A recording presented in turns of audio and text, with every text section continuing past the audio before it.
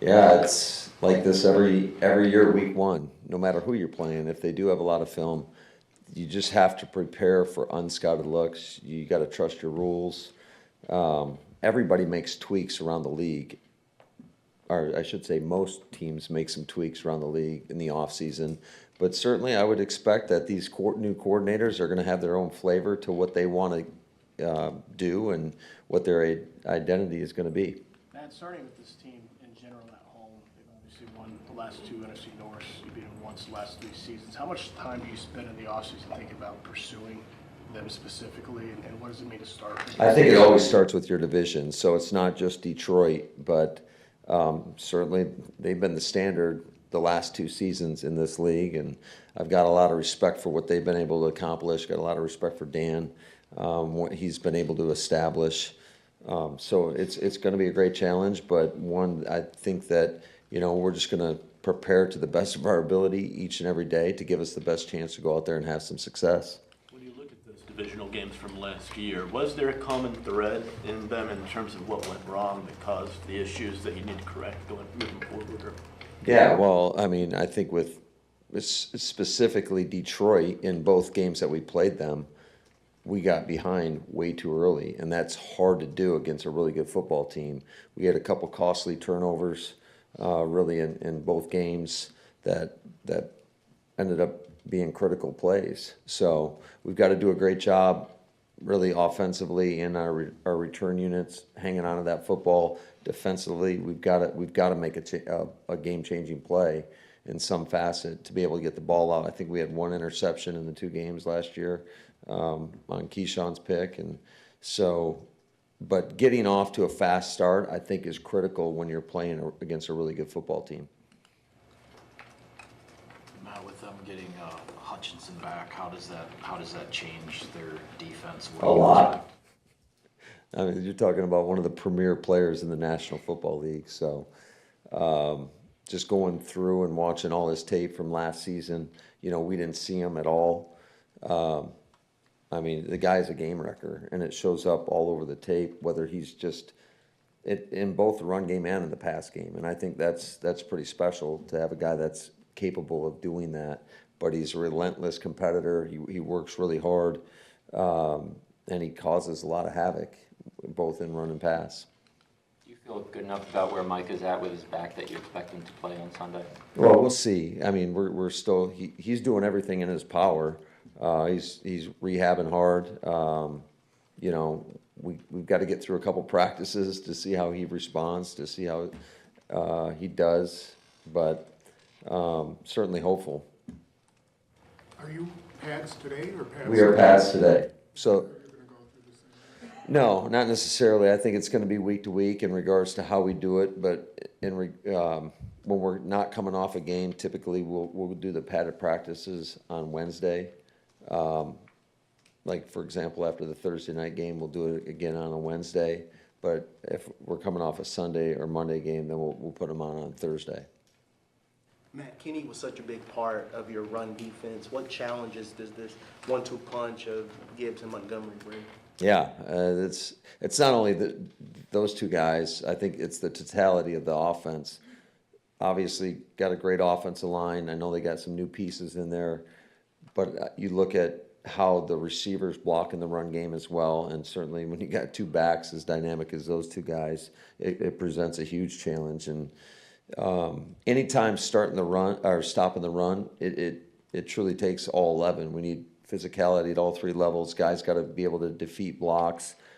Guys got to make sure that they're playing their right gaps, because both these backs, if you give them a crease, they could go. So we've got to do a great job of just playing great team run defense. And it starts really by setting great edges. Was Elton just getting a vet rest day on, was that Monday, or is there an issue there? He will be limited in some capacity. Does it help a quarterback find a receiver at all to have a nice round 0 on his chest? Excuse me? Yeah. Number. I don't care about numbers, so that's what those guys, that's their deal. But what were you saying about the number? Just a joke. It was a bad okay. joke. Okay. That's all As right. far as his I'm really not in a joking mood right now, so I'm kind of like, I apologize. I went That's for on it. me. That's You on me. failed. That's on me. As far as his development goes, though, how rare is it in your experience to see a rookie receiver? You know, Brian's talked the past couple of years about how 7-on-7 has helped to expedite their development, but a guy who's been able to be where he is coming into week one, is that fairly rare? Well, I think it's a credit to him and certainly our coaches of getting him schooled up. I think Mahaffey and Vrabel do a great job in that room. And not only those two guys, but I got to give a lot of credit to our veteran players, you know, taking a guy like that under their wing and really truly trying to help him get acclimated and get up to speed as quickly as possible. So unfortunately, we've had a lot of guys miss time, but I would say the byproduct of that is he gets more opportunity, and he was able to take advantage of those opportunities throughout the course of not only the off-season program, but throughout training camp. You're at home for the first time in your career for week one. Does that matter to you? I mean, you get 8 home games regardless. It doesn't matter. Yeah, I think week one is the most playoff type atmosphere that you can come by. Just in terms of everybody, the excitement, the energy in the stadium. The fans are certainly going to be rowdy. Everybody's been itching, missing football. So, yeah, I think it's a big deal because I expect our crowd to show up and show out for us. How are third downs defensively facing the Lions different than they are from other teams? You know? Yeah, it's been a challenge because they've been willing to run the football in those situations in the past. And I mean, obviously with Johnny Morton, new coordinator, but I wouldn't expect it to be too different. I just think you got to be ready to defend all 4 downs. And third down, sometimes you got to treat it second down, depending upon the situation. Wondered what your opinion was on kind of the need for that emergency quarterback with the emergency quarterback policy you have, and how difficult is it to, now that the season has started, to develop a practice squad type QB when you're going about preparing for games every week? Yeah, it's a big challenge because you know, it's just the time on task. So we'll have a plan for that, but yeah, it's not a great situation to be in if you have to get down to that position. How do you hope to get Micah ready, Parsons ready mentally? Does he have to do extra work on the own or with coaches, or is it just go to the meetings and follow along and catch up on his No, own? I mean, we've had a lot of meetings with him, so we're very fortunate. I would say he's got an extremely high football IQ.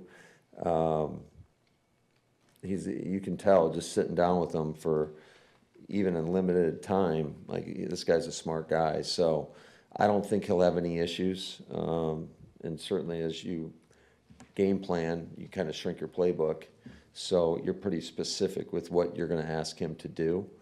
But I don't foresee that being a problem. I think he's got a high capacity, just a really smart guy. Along those lines, what is the challenge of integrating him? So maybe Hafley wants to go add a few things, but you guys have the whole playbook, and so now like everybody else has to adjust to Micah's presence. Is there something? Yeah, but I would say this. I think every week in this league, you game plan certain things, and you have game plan specific concepts, if you will, that are going to be, you know, just an addition to your normal defense. It seems like Colby Wood's going to have an expanded role in the wake of this trade. Just what did y'all see from him during training camp to give y'all faith in him for? Yeah, very consistent player, and it's not just the load doesn't just fall on him. It's the collective. It's all those guys, and you know, when you kept initially on our initial roster, we kept 6. Obviously, we're down to 5 now, but we feel confident in all those guys that they can go in there and get the job done. You know, Ryan was pretty confident that, you know, Stackhouse and Brinson could help you out, but does it make you nervous? Because rookies have a hard time on the defensive line in general, don't they? You know, making that jump from college to the NFL. Yeah, I mean, I wouldn't say it makes me nervous.